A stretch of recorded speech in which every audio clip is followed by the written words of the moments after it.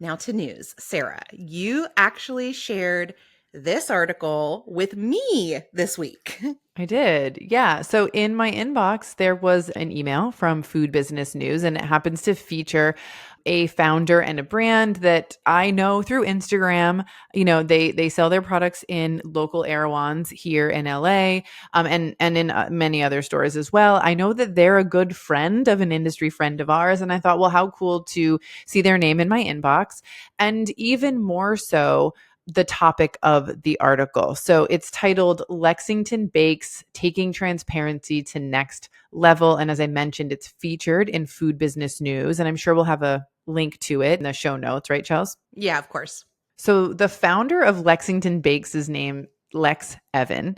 And the reason I picked this article specifically for this podcast episode was because he's talking about radical transparency, particularly as it relates to ingredients and how he communicates his ingredients to his consumers, which is not in the sort of standard and traditional way. And as you mentioned, Chelsea, that's very Baba Yacht energy. I think that, Mm-hmm. number one, when you have an ingredient list like his that includes regional producers as well as, the highest quality international producers, there's high cost to that, right? So looking at his ingredient list, you've got Cho chocolate, Valrhona chocolate, Strauss Family Creamery, Bob's Red Mill, Mount Hagen Coffee, Seed and Mill. These are other regional brands in some cases, right? They're doing things at like the highest level of, sustainability and transparency and quality. And so for Lex to be choosing these things, I think is very Baba Yacht in and of itself.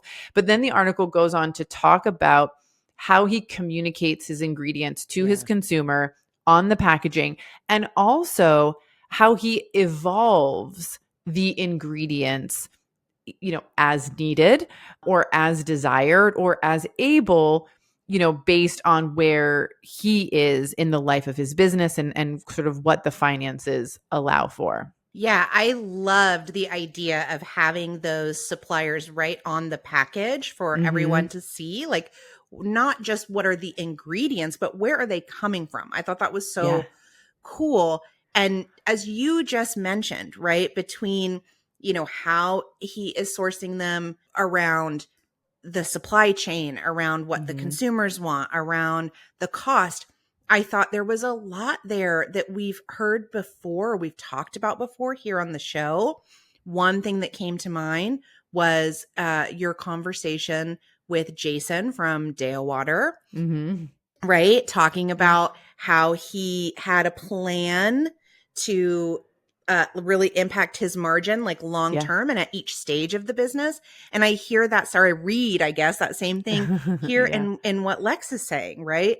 Where he talks about wanting to maybe use different sugars, different types of sugars that he would prefer and thinks the consumer would prefer, but that right Mm-hmm. now are cost prohibitive. Yeah. And so Yeah. looking for at what point would he be able to use those ingredients? Yeah.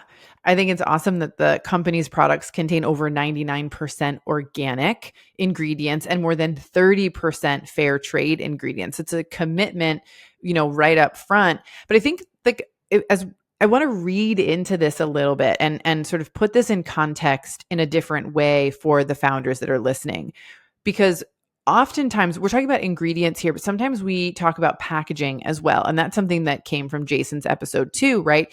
You may have an ideal type of packaging, one that is the most sustainable, one that, aligns with your, vision and mission for your business, but it may be so expensive for where you are in your business, the size business that you have right now, that it's cost prohibitive, right, to utilize it, or it makes the price of your product a little too high for your target audience. There are founders who say, well, you know what? I'm going to use it anyway.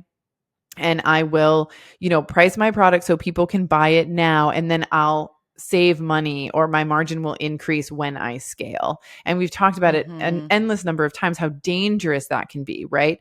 Well, I think Lex is an example of saying, what can I do now that is in line with how I want to operate my business? What are the ingredients that I can secure and utilize right now that get me started? And as I'm able, I will introduce even better ingredients in my mind, right? Even more aligned with what my consumer wants.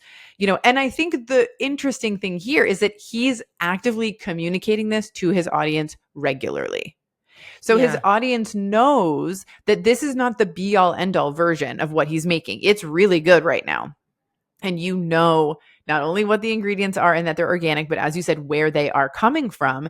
And because he talks about on social media the efforts that he's making and what his aspirations are, his audience knows.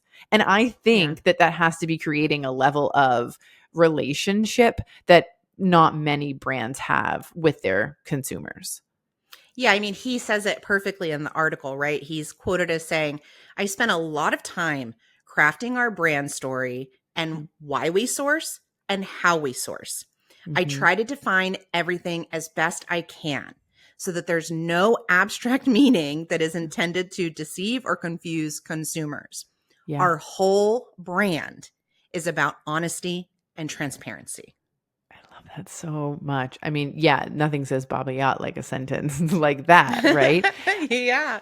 The cost of chocolate has gone up so much lately. We know from our friends in the industry who work in chocolate, who create beautiful chocolates, that the cost to make their products is going up. And, those founders who are dedicated to quality, but also dedicated to keeping the price point where it's at. And in some cases, you can't change your price point as frequently as the cost of chocolate is changing, right? So he's Yeah. not going to be using Valverona chocolate in the future. I am assuming as a result of those, increases in price, but he's not subbing it out for a lesser chocolate, right? He's going to probably remain committed to Cho chocolate and perhaps bring on another equally high quality chocolate. He's considering, swapping out refined sugars for something like an organic coconut or date sugar, right? Versus the organic cane sugar and brown sugar that he's using today. And so I love the aspirational quality of this. And I think that alone is worth sharing this article with our listeners, but also again, because of the transparency, because of the Baba Yachtness of it. So I just want to say thanks to Lexington Bakes and Lex Evans, the founder, for all that he does to, I think, show the behind the scenes of his business, which is Yeah. super important if you follow him on Instagram, and also talking about his values and how he's marching toward them every single day within his business. It's really cool stuff. Well, Sarah, thank you so much for sharing the article. I really enjoyed reading it, and anytime I see anything that's like, oh, Baba Yacht, oh, regional, local, like I'm like, yes, yes, yes, let's share it as far and wide as we can. So, yeah, thank you. Yeah, and I want to say really quickly that we've got some founders who are sharing articles with us via social media in the DMs. You can send articles if there's something happening in your region.